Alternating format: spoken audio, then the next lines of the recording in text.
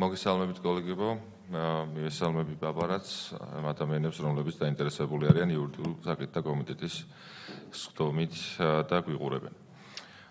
პირველ რიგში დარიგებული არის დღის წესრიგი, რა თქმა უნდა გავეცანით თითოეული ჩვენგანი. გთავაზობთ, რომ საკითხი, რომელიც გუშინ გადაიდო, რომელიც ეხებოდა საჯარო სამსახურის შესახებ კანონში ცვლილებას, დავამატოთ დღის წესრიგში, რისთვისაც გთხოვთ თანხმობას, მადლობა. ამ ცვლილების გათვალისწინებით დავამტკიცოთ დღის წესრიგი, მადლობთ და შევუდგეთ საქმიანობას. პირველ რიგში დავიწყოთ მივყვეთ დღის წესრიგს, გამარჯვებული წესით დაინიცირებული კანონპროექტები გავიაროთ, განვიხილოთ და შემდეგ გადავიდეთ უკვე აღნიშნულ კანონპროექტზე. პირველი საკითხი საჯარო სამსახურის შესახებ საქართველოს კანონის ცვლილების შეტანის თაობაზე, ინიციატორი საქართველოს მთავრობა, საპარლამენტო მდივანი ბატონი ვახტანგ ბაჩიაშვილი. გთხოვთ ბატონ ვახტანგ.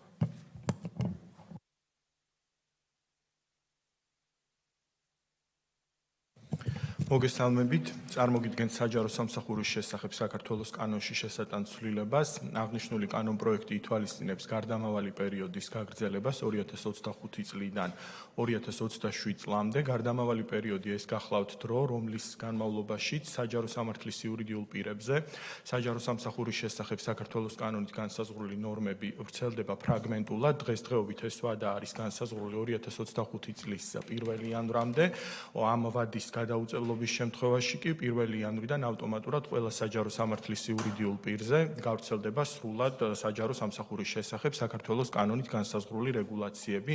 იქიდან გამომდინარე, რომ საჯარო სამართლის იურიდიული პირები თავიანთი შინაარსით საქმიანობის სპეციფიკით განსხვავდებიან, ასევე განსხვავებული უნდა იყოს საქართველოს მთავრობის მოსაზრებითაც იქ დასაქმებული საჯარო სამსახურის ან საჯარო მოსამსახურეების ფუნქცია, უფლებამოსილებები და შესაბამისად მათი ფუნქციური დატვირთვის გათვალისწინებით და თვითონ სიპის კომპეტენციიდან გამომდინარე, ინდივიდუალურად უნდა იქნეს გადაწყვეტილი სხვადასხვა კატეგორიის სიპზე საჯარო სამსახურის შესახებ საქართველოს კანონის გავრცელების ფარგლები. ამ მიზნით საქართველოს მთავრობას საკანონმდებლო ინიციატივის წესით წარმოდგენილი აქვს უკვე საჯარო სამართლის იურიდიული პირის შესახებ საქართველოს კანონში შესატანი ცვლილებები, რომელიც ითვალისწინებს შესაბამის კატეგორიზაციას საჯარო სამართლის იურიდიული პირების და მათზე საჯარო სამსახურის შესახებ კანონით განსაზღვრული ნორმების გავრცელების ფარგლებსაც, რომელიც ჯერჯერობით არ დასრულებულა, ანუ საკომიტეტო განხილვის ეტაპზეა და მის დასრულების შემდეგაც ამ ნორმების და მიღებული რეგულაციების უხარვეზოდ პრაქტიკაში განხორციელების მიზნით მიზანშეწონილია, რომ გარკვეული გარდამავალი პერიოდი არსებობდეს, რათა მთავრობასაც ჰქონდეს შესაბამისი მოსამზადებელი დრო იმისათვის, რათა კანონქვემდებარი აქტებით მოხდეს შესაბამისი რეგულაციების დადგენა და შევსება კანონით განსაზღვრული ნორმების. აქედან გამომდინარე, ვითხოვთ, რომ ეს გარდამავალი პერიოდი 2025 წლიდან 2027 წლის 1 იანვრამდე გაგრძელდეს. მადლობა ბატონ ვახტანგ. კითხვები ხომ არ არის? დიახ, ბატონო. ძალიან დიდი დრო ხომ არ არის იმისთვის, რაც თქვენ ახლა თქვით. 2 წელი შეიძლება კანონის მიღებისთვის არ არის დიდი დრო, მაგრამ თვითონ კანონქვემდებარე ნორმატიული აქტების ჩათვლით და ყველაფრით 2 წელი ძალიან ბევრია. 2 წელი ჩვენ ვფიქრობთ, რომ მნიშვნელოვანია იმისთვის, რომ თვითონ განისაზღვროს მაგალითად საჯარო სამართლის იურიდიული პირის კატეგორიზაციაც უხარვეზოთ, იმიტომ რომ წარმოდგენილი ვარიანტი, რაც ამ შემთხვევაში გვაქვს ჩვენ შესაძლებელია დახვეწას დაექვემდებაროს ასევე თვითონ კომიტეტის ჩართულობით, რა თქმა უნდა, ჩვენი მონაწილეობით, იქიდან გამომდინარე, რომ თავისთავად არის ისეთი საჯარო სამართლის იურიდიული პირები, რომელზეც შესაძლებელია საერთოდაც არ იყოს მიზანშეწონილი საჯარო სამსახურის შესახებ კანონით განსაზღვრული რეგულაციების გავრცელება, იმიტომ რომ არსებითად წარმოადგენენ ხოლმე ძირითადად სერვისის მიმწოდებელ დაწესებულებებს და ამიტომ მნიშვნელოვანია, რომ მათ ლავირების მეტი შესაძლებლობა მიეცეთ, ისევე როგორც იყვნენ ბაზარზე კონკურენტულები, იმიტომ რომ შეიძლება ამ სერვისს სხვა საჯარო სამართლის იურიდიული პირებიც ახორციელებენ და აწოდებენ და იმის გამო, რომ გარკვეული ტიპის შეზღუდვები მოქმედებს, იქიდან გამომდინარე, რომ საბიუჯეტო ორგანიზაციები არიან და ექვემდებარებიან შესაბამის შეზღუდვებს, როგორც თანამშრომლების აყვანის, ასევე შესაძლებელია მაღალკვალიფიციური თანამშრომლისთვის ხელსაყრელი პირობების შეთავაზების, რასაც ვერ ახდენს ამ შემთხვევაში საჯარო სექტორი, კერძო სექტორისგან განსხვავებით, ხშირია ასეთ იურიდიული პირებიდან პროფესიონალი და მაღალკვალიფიციური კადრების გადინება. ამიტომ ვფიქრობ, რომ არც ისეთი რეგულაცია უნდა იყოს მიღებული, რომელიც ამ ხარჯების განუსაზღვრელი გაწევის შესაძლებლობას მისცემს ასეთ ორგანიზაციებს და არც ვთქვათ გარკვეული თვალსაზრისით მიმზიდველობა დაუკარგოს საჯარო. ფაქტიურად უნდა გადამუშავდეს მთელი ეს კანონმდებლობა. გასაგებია. ეცას დავამატეთ ბატონ თენგო. სიპების შესახებ კანონ პროექტს, რომელიც თავრობის მიერ არის ინიცირებული, დღეს მივიღებთ გადაწყვეტილებას ვინჯერებს მათ შორის, რომ ავსახოთ ნუსხაში, რომელიც წინა მოწვევაში არის ინიცირებული და გადმოვიტანთ მიმდინარე მოწვევაშიც. და გამომდინარე იქიდან, რომ კომიტეტი მუშაობდა მთავრობასთან აქტიური ჩართულობით სიპების კანონზე, რომელიც სისტემატიზაციას ახდენს, შესაძლებელი რომ გარკვეული დრო ნამდვილად იყოს საჭირო იმისათვის, რომ საბოლოო ჯამში სისტემა დაიხვეწოს და შესაძლებელია, რომ თუ უფრო მალე მოხდა სისტემატიზაცია და დაუხვეწეთ უკვე სიპების კანონი, მაშინაც ვიმსჯელოთ და ეს საერთოდ გარდამავალდებულება საერთოდ აღარ იარსებებს და არც გარდამავალი პერიოდი აღარ დაგჭირდება. შესაბამისად, იმისათვის რომ სისტემის სტაბილურობას არაფერი საფრთხე არ შეექმნას, მივცეთ ორწლიანი ვადა, თუ თქვენ ყველანი დახმარებით. თუ სხვა კითხვები, მოსაზრებები არის, მადლობა ბატონო ვახტანგ, კოლეგებმა საკითხი დავაყენოთ თქვენ სიცხეზე, ვინ არის მომხრე? მადლობა. შემდეგი საკითხი, საქართველოს მთავრობის მიერ საკანონმდებლო ინიციატივის წესით წარმოდგენილი კანონის პროექტები, ადმინისტრაციულ სამართალდარღვევათა კოდექსის ცვლილების შეტანის შესახებ და საგზაო მოძრაობის შესახებ საქართველოს კანონის ცვლილების შეტანის თაობაზე. მოხსენებელი შინაგან საქმეთა მინისტრის მოადგილე ბატონი ალექსანდრე ტარახულიძე.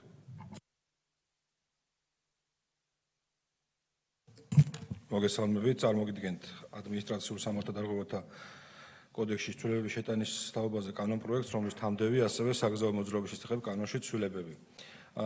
მოგეხსენებათ, რომ 2022 წლის 30 ნოემბერს შინაგან საქმეთა სამინისტროს ავტორობით მომზადდა კანონპროექტი, რომელიც პარლამენტმა დაამტკიცა, რაც გულისხმობს ავტომობილების ხმაურის შემოწმების საკითხებს, ანუ ამ კანონპროექტით განსაზღვრული იყო კერძოდ უფლება იმისი, რომ გზებზე მოხდეს კონტროლი ხმაურის დონის და დაეკისროს შესაბამისი ჯარიმები მძღოლებს თუ კი ისინი აჭარბებენ დაშვებულ ზომას. ჯარიმა არის 100 ლარით განსაზღვრული, 10 ქულით ითვალისწინებს შემცირებას, თუმცა ჩვენ აქტიურად ვიმუშავეთ ამ საკითხთან დაკავშირებით. დავედით იმ მოდელზე, რომელიც საკმაოდ აპრობირებულია, ეს არის ვიდეო ჯარიმების სისტემა, ანუ თუ კი თქვათ ჩვენ ამ კანონპროექტს სულად ავამოქმედებთ, წარმოგიდგენია იმგვარად ამ კანონის მუშაობა, როგორც თქვათ სიჩქარის შემთხვევაში ხდება სიჩქარის გადაჭარბებაზე ავტომატურად დაფიქსირება და შემდგომ ჯარიმის გაგზავნა, დაახლოებით ამავე მოდელით გვინდა რომ ავამოქმედოთ კანონი, კერძოდ განისაზღვრება კონკრეტული უბნები, შესაბამისი საათები, სადაც დამონტაჟდება აღნიშნული სისტემა და ხმაურის დონის გადაჭარბების შემთხვევაში ბუნებრივად დაეკისრება მძღოლებს სანქცია. თუმცა ამას სჭირდება მაღალტექნოლოგიური, ესე ვთქვათ, მოწყობილობები, ჩვენ აქტიური მოლაპარაკება გვქონდა როგორც ევროპულ, ასევე რამდენიმე, ასე ვთქვათ, კორეულ და სხვადასხვა კომპანიებთან. სამწუხაროდ ტესტირებებმა არ მოგცა ვთქვათ, იმგვარი შედეგები, რომ პირდაპირ დაგვენერგა ეს სისტემა, კიდევ მუშაობთ მის დახვეწაზე. ყოველ შემთხვევაში აქ ძირითადი პრობლემა ტექნოლოგიების იყო ის, რომ ინდივიდუალიზაციას ვერ ახდენდა, თქვათ, რამდენიმე ავტომობილის შემთხვევაში, რომელი ამ ავტომობილიდან მოდიოდა ეს ხმაური და ამიტომ თავი შევიკავეთ მისი დანერგვისგან. ამიტომ ვითხოვთ კიდევ დამატებით 1 წელს, რომ გავაგრძელოთ კომპანიებთან აქტიური მუშაობა, რომ მოვიძიოთ იმგვარი სერვისი, რომელიც ერთის მხრივ დროში ზუსტად გაზომავს იმ ხმაურის დონეს, რასაც გამოსცემს ავტომობილი და მეორეს მხრივ მოხდება ზუსტად იმ ავტომობილის დადგენა, რომელისგანაც მომდინარეობს აღნიშნული ხმაური და შესაბამისად ეს მოგცემს იმის საშუალებას, რომ ის ცნობილი პრობლემა, რაც არის ღამის საათებში ხმაურთან დაკავშირებით, ფაქტობრივად აღმოიფხვრება. ამიტომ ვთხოვთ პარლამენტს 1 წლის ვადით გადავადებას აღნიშნული კანონპროექტის და დარწმუნებული ვართ, რომ ამ 1 წელში მოხერხდება ზუსტი ტექნოლოგიური მიგნებების, ასე ვთქვათ, განხორციელება, შემდგომ მისი იმპლემენტაცია პრაქტიკაში და მისი აღსრულება. დიდი მადლობა, კითხვების შემთხვევაში მზად ვართ გიპასუხოთ. მადლობა ბატონო სანდრო, კითხვები ხომ არ არის? მადლობა. საკითხი კითხები არ არის. მაშინ გთხოვთ, რომ საკითხი დავაყენოთ თქვენ სიცხეზე, ვინ არის მომხრე? მადლობა. ერთხმათ არის მიღებული გადაწყვეტილება.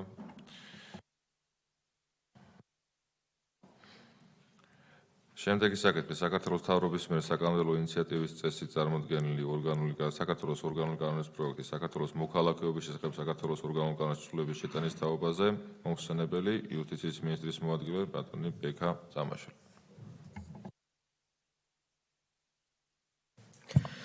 მადლობა, მოგესალმებით. პირველ რიგში ვისარგებლებ შესაძლებლობით და ბატონ არჩილს მიულოცავ კომიტეტის თავმჯდომარედ არჩევას, ასევე მის მოადგილეებს და წარმატებულ საქმიანობას უსურვებ. რაც შეეხება წარმოდგენილ ცვლილებას ორგანულ კანონში, ცვლილება შედის ორ მუხლში, 32 სეკუნდა და 34 მუხლებში. შინაარსობრივად შეეხება 4 კატეგორიას, ეს არის მოქალაქეობის შენარჩუნება, მოქალაქეობის აღდგენა, მოქალაქეობის დადგენა და სპეციალური წესით მინიჭება. ეს არის ის კატეგორიები, რომელიც ერთი მხრივ პირველი ორი კატეგორია მოქალაქეობის შენარჩუნება და მოქალაქეობის აღდგენა შეეხება იმ შემთხვევებს, როდესაც საქართველოს მოქალაქემ მიიღო სხვა ქვეყნის მოქალაქეობა და ამის გამო ან შეუწყდა, ან არის შეწყვეტის საფუძველი.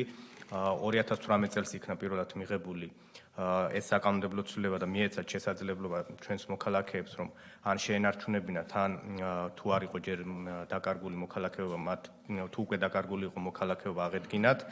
ხდება შემოთავაზებულია ამ წესის კიდევ 2 წლით გადავადება, რადგან სტატისტიკა აჩვენებს, რომ მომართვიანობა არის საკმაოდ დიდი და ეს პირველ რიგში უკავშირდება ჩვენს დიასპორას, იმ მოქალაქეებს, რომლებმაც მიიღეს სხვა ქვეყნის მოქალაქეობა და მათ სურთ ასევე შეინარჩუნონ საქართველოს მოქალაქეობა. რაც შეეხება შემდეგ კატეგორიას დადგენა, ეს არის შედარებით ძველი ნორმა, ეს შეეხება ისეთ შემთხვევებს, როდესაც მოქალაქეობის შესახებ პირველი კანონი იქნა მიღებული 1993 წლის 31 მარტს. იმ პერიოდში იმ პირების კატეგორიას არის ორი სრულწლოვანი პირები და არასრულწლოვანი პირები, მათ დაუდგინდეთ მოქალაქეობა და ასევე იმ პირებს, რომლებიც 1991 წლის 21 დეკემბრის მდგომარეობით საქართველოში დაიბადნენ და ამ პერიოდის მდგომარეობით, ამ პერიოდის შემდეგ მათ დატოვეს საქართველოს მოქალაქეობა, ასევე დაუდგინდეთ მოქალაქეობა და მეოთხე სპეციალურ წესით მინიჭება გულისხმობს ისეთ პირებს ასევე, რომლებიც საქართველოში არიან დაბადებული, სხვა რაიმე წესით მათ არ მიუღიათ მოქალაქეობა, ან მოქალაქეობის მიღების შესაძლებლობა არ აქვს და სპეციალურ წესით მიენჭოთ, რადგან ისინი არიან საქართველოში დაბადებულები და აკმაყოფილებენ კანონმდებლობის მოთხოვნებს, კერძოდ ის ძირითადი მოთხოვნები, რაც არის ენის ცოდნა, სამართლის და ისტორიის ცოდნა, რა თქმა უნდა, ეს შემოწმდება და ასევე შემოთავაზებული არის, რომ ეს რეგულაციაც 2 წლით განხანგრძლივდეს. ამ შემთხვევაში მთავარი მიზანი არის ის, რომ რაც არის ზოგადად საერთაშორისო სტანდარტებით მოთხოვნილი, შემცირდეს მოქალაქეობის არ მქონე პირთა რაოდენობა ჩვენს ქვეყანაში. მადლობა ბატონო ბექა. შეკითხვები, მოსაზრებები ხო არ გვაქვს კოლეგებო? არც. მადლობთ, მაშინ დავაყენოთ საკითხი, ან შეწყოს ვინ არის მომხრე? მადლობა. თავს დავწანთ. და შემდეგი საკითხი თქვენია, ხო? კი ბატონო. თოთ. პენტენციურ კოდექსის სრულების შეტანის შესახებ გამარტივებული წესით. დიახ, პენტენციურ კოდექსშიც გამარტივებული წესით არის წარმოდგენილი. ამ შემთხვევაში საუბარი არის 1 წლით ვადის განხანგრძლივებაზე. კერძოდ, როგორც მოგეხსენებათ, პენტენციურმა კოდექსმა მსჯავრდებულებს კიდევ უფრო მეტად გაუძლიერა ადამიანის უფლებების კუთხით მდგომარეობა. თქვენ იცით, რომ მსჯავრდებულებს გარესამყაროსთან კონტაქტის სხვადასხვა შესაძლებლობა აქვს, როგორც არის სხვადასხვა სახის პაემანი, სატელეფონო საუბარი, არსებობს ასევე ვიდეო პაემნის შესაძლებლობა და გარდა ამ ძირითადი შესაძლებლობით სარგებლობის შემთხვევებისა, ასევე პენტენციურ კოდექსით შესაძლებლობა მიეცათ მათ, რომ მათი სურვილის შემთხვევაში, მაგალითად, ხანმოკლე პაემანი გადაცვალონ ან სატელეფონო საუბარში, ან ვიდეო პაემანში. ეს ვიდეო პაემნის ნაწილში საჭიროებს ინფრასტრუქტურულ მოწყობას, კერძოდ ტექნიკურად ეს ხორციელდება შემდეგნაირად. ერთი ცენტრი არის თვითონ, რა თქმა უნდა, პენტენციურ დაწესებულებაში და მეორე უნდა მოეწყოს გარეთ, სადაც ოჯახის წევრებს ექნებათ შესაძლებლობა მივიდნენ და იქიდან ჩაერთონ ვიდეო პაემნის საშუალებით და ამას სჭირდება შესაბამისი ტექნიკური აღჭურვილობა. ამ მომენტისთვის 4 ქალაქში არის შესაძლებელი ვიდეო პაემნით ისარგებლონ ოჯახის წევრებმა.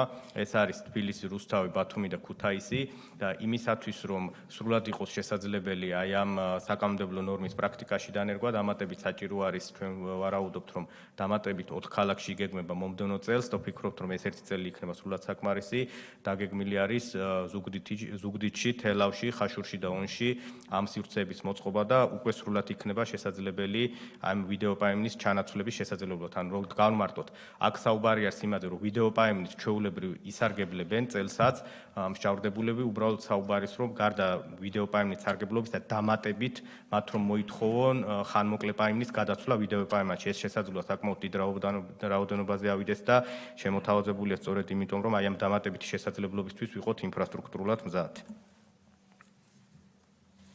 მადლობა ბატონო მეგა, კითხვები მოსაზრებები თუ არის? ასეთი არ არის. შეგოლებო, განში უყაროთ, თოთ ვარდაჭერას. ერთხმად მადლობა. თოთ დავზანთ ბატონო მეგა, მადლობა.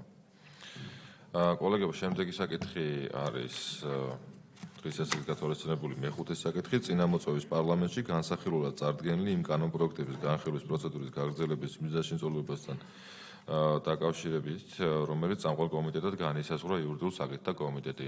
ნუსხა დარიგებულია, თქო არ გვაქვს მოსაზრებები, შენიშვნები, თუ არ გვაქვს? დიახ, გაგრძელებას. დიახ.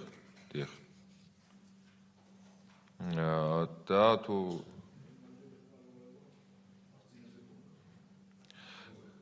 კონტექსტ შესაძლებლობა იმისათვის, რომ პროცესი გავაგრძელოთ და შესაბამისად ჩვენს მიერ, ქართული ოცნების გუნდის მიერ ნათქვამი დაპირება, რაც არის, რომ ჩვენ უზრუნველყოფთ, რომ კონსტიტუციურ დონეზე გამყარებულიყო ოჯახის ღირებულებები და არასრულყოფილების დაცვა, ჩვენს ამ ვალდებულებას პირნათლად ვასრულებთ განსხვავებით იმ ადამიანებისგან, რომლებიც ასე დესტრუქციულად იქცევიან ზოგადად ჩვენი ქვეყნის წინაშე და ჩვენი ქვეყნის მომავლის და ბავშვების არასრულყოფილების წინაშე. მაშინ თუ სხვა მოსაზრებები არ არის, მაშინ დავამტკიცოთ, მივიღოთ გადაწყვეტილება, მადლობა. და ბოლო საკითხი, ბატონო დავით გთხოვთ. საქართველოს პარლამენტის წევრების მიერ ინიციატივის წესით წარმოდგენილი კანონის პროექტი საჯარო სამსახურის შესახებ საქართველოს კანონმდებლობის შეტანის თაობაზე. მოგესალმებით კოლეგებო, მეორე მოსმენით წარმოგიდგენთ დაჩქარებული წესით ცვლილებებს საჯარო სამსახურის შესახებ საქართველოს კანონში. გეტყვით მოკლედ ბატონო თავმჯდომარე, რომ პირველი მოსმენის შემდგომ მოხდა ცალკეული კონსულტაციები საჯარო დაწესებულების ხელმძღვანელებთან, იქნა გაზიარებული ასევე სახალხო დამცველის ცალკეული შენიშვნები და მე ძალიან მოკლედ გეტყვით ამ მოცემულობას და შემდეგ შეგვიძლია მოხლებრივად ჩავყვეთ კანონ პროექტს. ერთი და მნიშვნელოვანი ის, რაც საჯარო სახალხო დამცველის შემოთავაზება იყო და კითხვა იყო, ეხებოდა რეორგანიზაციის დროს, რეორგანიზაციის დაწყების შესაძლებელ საფუძვლად თანამშრომელთა ფუნქციების დამატება ან გამოკლებას, ეს იქნა გათვალისწინებული ეს შენიშვნა და რეორგანიზაციის დაწყების შესაძლებლობად აღარ განეხილება კონკრეტული თანამშრომლისთვის ფუნქციის მინიჭება ან ამოღება მისი საქმიანობიდან ცალკეული ფუნქციის.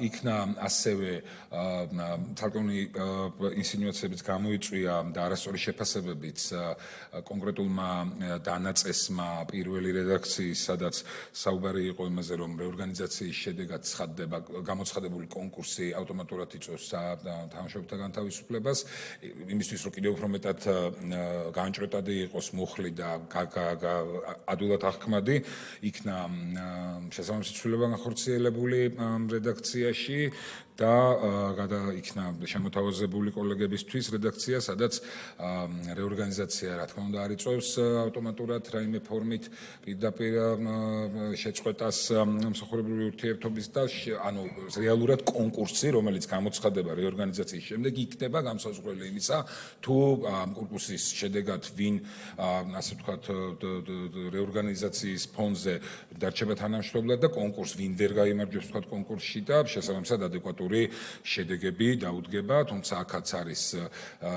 ის დანაწესი, რომ თანამშრომლები, რომც ვერ გაიმარჯვებენ კონკურსში, რეზერვში ჩაირიცხებიან, რჩება ეს დანაწესი, ასევე ის, რომ თუ კი კონკურსის გასაჩივრება მოხდა და სასამართლოს მხრიდან მოხდა დაკმაყოფილება სარჩელის, განაცდურის ანაზღაურება და კომპენსაცია სამი თვის ვადით კვლავ რჩება ძალაში. მნიშვნელოვანი ცვლილება, რომელიც ასევე არის სწორედ კონსულტაციების შემდეგ მიღებული განხორციელებული რედაქციაში არის ის, რომ პირველადი სტრუქტურული ერთეულის ხელმძღვანელები და მოადგილეები ადმინისტრაციული ხელშეკრულებით დასაქმებული პირები ხდებიან.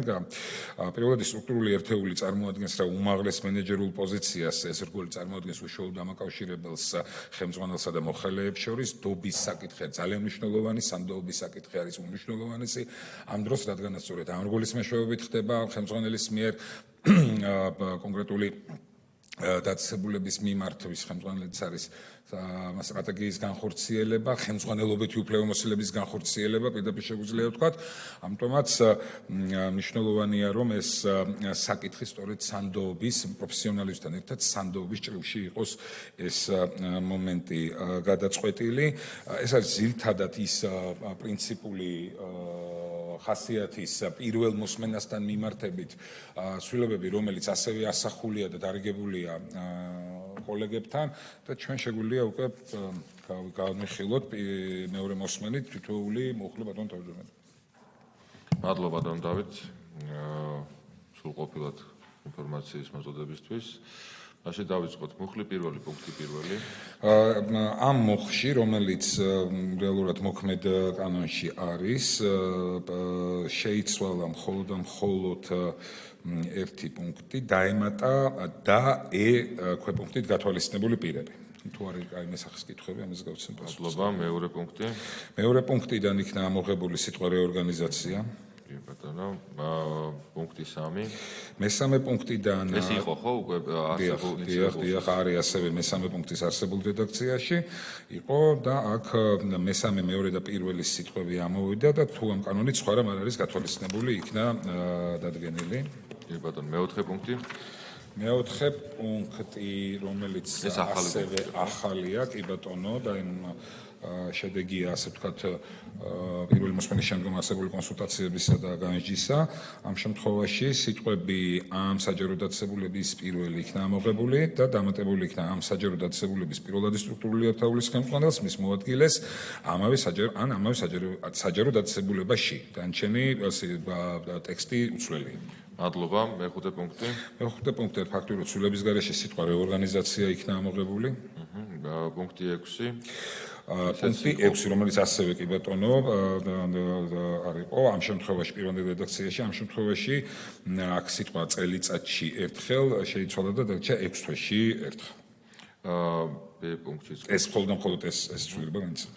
ამავე მე-6 პუნქტს B პუნქტის. B კი ბატონო, ამ შემთხვევაში ეს მუხლიც არის ახალი კი ბატონო, დანაწესი, რომელსაც ჩვენ შეგვიძლია უკვე არსებულ საკანონმდებლო მოკლედ კანონში არის ეს მუხლი არ იყო შემოთავაზებული პირველ რედაქციაში და 3 თვის ნაცვლად, სადაც იყო საუბარი, რომ საჯარო დაწესებულების ხელმძღვანელი უფლებამოსილია მოხელის შეფასების შედეგად შეცვალოს მოხელის შეფასება 1 თვის განმავლობაში, ამ 3 თვის ნაცვლად ჩაიწერა 1 თვის განმავლობაში. პირველ რედაქციაში იყო 3 თვის განმავლობაში. და მე-10 პუნქტის გათვალისწინებული 20%-ით უმცირდება ბატონო, მოხელის ამოღების მესამე პუნქტით, დექვე პუნქტით გათვალისწინებული შედეგებით შეფასების შემთხვევაში მას დაუკავდება, კი ბატონო, ეს არის ახალი მუხლი, როდესაც შეფასება არადამაკმაყოფილებელია, თანამდებობრივი სარგოს 20% მის მომდენო შესაფასებელი პერიოდის დაწყებამდე. აი ეს მუხლი იქნება დამატებული. მადლობა, მე-7 პუნქტი კითხვები ხომ არის? ერთიანად დავსვათ კითხვები მუხლის. შემდეგი არის ახალი ასევე დანაწესი, ეს მე-7 საჯარო დაწესებულების პირველადი სტრუქტურული ერთეულის ხელმძღვანელი და მისი მოადგილე დაემატა ეს ტექსტი. მადლობა. მე-8 პუნქტი. მე-8 ასევე რომელიც არის მოქმედ რედაქციაში, თუმცა პირველი მოსმენით შემოთავაზებული ტექსტი არ იყო, აქ სიტყვა ხოლო იქნა ამოღებული და ბოლოს დაემატა ტექსტი ხოლო იმავე პუნქტის ექვე პუნქტით გათვალისწინებული პირების შემთხვევაში შესაბამისი დაწესებულების ხელმძღვანელის უფლებამოსილების ვადას. პირველ სტრუქტურულ ერთეულის სულებიდან გამომდინარე. კი ბატონო. მე-9 პუნქტი. მეგონი ანალოგიური ცვლილება. მე-9-იც არის ანალოგიური, სიტყვა ხოლო არის ამოღებული და იგივე მიზნებიდან გამომდინარე დაემატა ხოლო იმავე პუნქტის ექვე პუნქტით გათვალისწინებული პირის შემთხვევაში შესაბამის დაწესებულების ხელმძღვანელის უფლებამოსილების შეწყვეტა. ექვე პუნქტის იგივე ცვლილება. ეს არის ანალოგიურად და ამიტომ აღარ გამომეორებ ხოლო არის ამოღებული. მადლობა. მეათე პუნქტი. დაიხვეწა ამ შემთხვევაში საკანონმდებლო ტექნიკის თვალსაზრისით ეს იყო უკვე პირვანდელ რედაქციაში შემოთავაზებული, შესაბამისად კითხვის შემთხვევაში გაიცნო პასუხს. მე-11 პუნქტიც უცვლელი სახით. უცვლელია სიტყვა რეორგანიზაცია იქნა ამოღებული. მე-12 პუნქტი. ამ შემთხვევაში ეს არის არსებული რედაქცია დაიხვეწა საკანონმდებლო ტექნიკის თვალსაზრისით არის წარმოდგენილი რედაქცია კოლეგებთან და გავცემ პასუხს თუ კი იქნება კითხვები. ამ შემთხვევაში ეხებოდა გასაჩივრების ნაწილი. ჩვენ შეგვიძლია კი ბატონო, კარგით, შეგვიძლია ეს ჩავიკითხოთ ეს ამ მუხლის ახალი ნაწილი, ეს არის საჯარო დაწესებულების რეორგანიზაციის, ლიკვიდაციის ან და მისი სხვა საჯარო დაწესებულებებთან შერწყმის შესახებ გადაწყვეტილების, აგრეთვე საჯარო დაწესებულების რეორგანიზაციის, ლიკვიდაციის ან და მისი სხვა დაწესებულების შერწყმის პროცესი, მიღებული ან და ამ პროცესთან დაკავშირებით მიღებული რომელიმე გადაწყვეტილების გასაჩივრება არ აჩერებს მის მოქმედებას. კი ბატონო. მადლობა. აქვე არის მესამე. აქვე შემდეგი პუნქტი დამატებას რაც ტექნიკური არის. კი ბატონო დავამატებ, დამატებას შემიძლია წავიკითხო, ეს პუნქტი არ ვრცელდება საჯარო დაწესებულების რეორგანიზაციის შედეგად მოხელის სამსახურიდან გათავისუფლების შესახებ გადაწყვეტილების გაუქმების შემთხვევაში. ბ-ქვე პუნქტით ბ-ქვე პუნქტი ემატება მე-6 კი ბატონო, ეს არის მე-5 შემდეგ დაემატება მე-6 პუნქტი საჯარო დაწესებულების რეორგანიზაციის შედეგად სამსახურიდან გათავისუფლებული პირის საჩივრის სარჩელის სრულად და ნაწილობრივ დაკმაყოფილება არ იწვევს საჯარო სამსახურში მის აღდგენას, ამ შემთხვევაში მას მიეცემა განმაცდური თანამდებობრივი სარგო და კომპენსაცია 3 თვის განმავლობაში და თანხმობის შემთხვევაში ჩაირიცხება რეზერვში. ამის შესახებ მე მოხლობრივ განხილვამდეც გაგამართება გაუკეთე კოლექტივს. და ტექნიკურად აისახა, ესე იგი საკანონმდებლო კი ბატონო, სხვა მოხში იყო და სხვა მოხში გადმოვიდა გასწორდა. კი ბატონო, მადლობა. მე-13 პუნქტი. ეს მე-13 პუნქტი შეგვიძლია თქვა, რომ ვრცელდება სიპებზე. ეს არის გარდამავალ პერიოდში, შემიძლია ჩავიკითხო, გარდამავალ პერიოდში საჯარო სამართლის იურიდიულ პირებზე ვრცელდება ამ კანონით გათვალისწინებული ის ნორმები, რომლებიც საჯარო დაწესებულების რეორგანიზაციასთან დაკავშირებულ საკითხებს აწესრიგებს გარდამავალ პერიოდში. საჯარო და სამართლის იურიდიული პირების პირველადი სტრუქტურული ერთეულების ხელმძღვანელებსა და მის მოადგილეებზე ვრცელდება ამ კანონით გათვალისწინებული ის ნორმები, რომელიც ამავე კანონის 78 მუხლის პირველი პუნქტის ექვე პუნქტით გათვალისწინებულ პირებთან დაკავშირებით საკითხებს აწესრიგებს. მადლობა. მუხლი 2, ეს კი ბატონო დაემატა ახლა ამ პირვანდელ რედაქციაში არ იყო ამ კანონის ამოქმედების მომენტისათვის საჯარო დაწესებულების პირველადი სტრუქტურული ერთეულის ხელმძღვანელის თანამდებობაზე გამწესებული პირი და საჯარო დაწესებულების პირველადი სტრუქტურული ერთეულის ხელმძღვანელის მოადგილის თანამდებობაზე გამწესებული პირი ჩაითვლებიან ადმინისტრაციული ხელშეკრულებით დასაქმებულ პირად. სწორედ ეს ის პრინციპია, რომელსაც ხორციელდება შესაბამისი ცვლილებით. მუხლის 3 ვადაში. აქაც ვადაც კი ბატონო შეიცვალა და დადგინდა რომ გამოქვეყნებისთანავე უნდა ამოქმედდეს. მადლობა ბატონო დავით. კოლეგებო, შეკითხვები თუ გვაქვს მოსაზრებები ახსოვს საკითხთან დაკავშირებით. საინტერესო მნიშვნელოვანი ცვლილებები გვაქვს, რომელიც მიზნად ისახავს სისტემის საჯარო სისტემის გაუმჯობესებას და რიგი ხარვეზების აღმოფხვას. აქედან გამომდინარე, რა თქმა უნდა, კომიტეტის ფარგლებში კომიტეტების წევრების მიერ შემუშავებული ინიციატივაა და მნიშვნელოვანია რომ მხარდაჭერილი იქნას და გავაგრძელოთ უკვე განხილვა მეორე მოსმენის ფარგლებში პლენარულ სხდომას. აქედან გამომდინარე, თუ გვაქვს საპარასტყო, თუ გვაქვს შესაბამისი კორუმი, მაშინ დავაყენოთ საკითხი, ვინ არის მომხრე? მადლობა, საკითხი განხილულია. მადლობა ბატონო დავით. კოლეგებო, ამ საკითხით დაიხურა ამოიწურა ჩვენი დღის ესეთი გათვალისწინებული საკითხები, შესაბამისად იურიდიულ საკითხთა კომისიის სხდომას დახუროთ ვაცხადებ. მადლობთ.